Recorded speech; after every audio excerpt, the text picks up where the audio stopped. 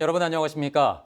코호트 격리된 포항 3명 기독병원의 코로나19 집단 감염 사태는 서울 사랑제일교회와 관련이 있는 것으로 확인됐습니다. 네, 교인인 아들이 병원을 출입할 때 다른 가족의 이름을 사용했고요.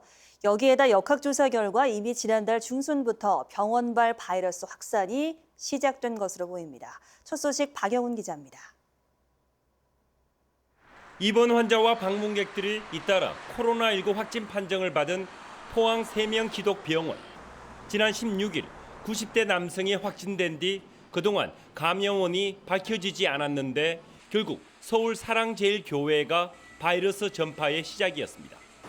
지난달 12일부터 사흘간 3명 기독병원에 입원한 아버지를 방문한 50대 A씨는 서울 사랑제일교회 교인으로 병원 방문 일주일 뒤인 지난달 21일 코로나19 확진 판정을 받았습니다.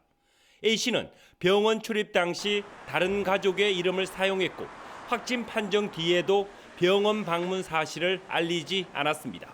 동생 이름을 활용을 해서 출입을 하고 해서 자기 신분을 제대로 안 밝힌 책임을 물을 수 있도록 그렇게 나갈 겁니다. 범용 검토를 같이 함께 해야 될 것 같습니다. 그 사람으로 인해서 다 감염이 발생한 거기 때문에. 결국 A씨가 3명 기독병원에 입원해 있던 아버지에게 바이러스를 옮겼고 같은 청에 있던 환자와 방문객 등 5명이 잇따라 확진됐습니다. 이 가운데 90대 환자는 확진 판정 후 숨졌고 또 다른 환자는 확진 전에 요양병원으로 이송돼 해당 요양병원도 코호트 격리됐습니다. 역학조사 결과 포항 지역에서는 이미 지난달 중순부터 병원발 바이러스 확산이 시작된 셈입니다. 당분간 추가 확진자 발생은 불가피한 상황입니다.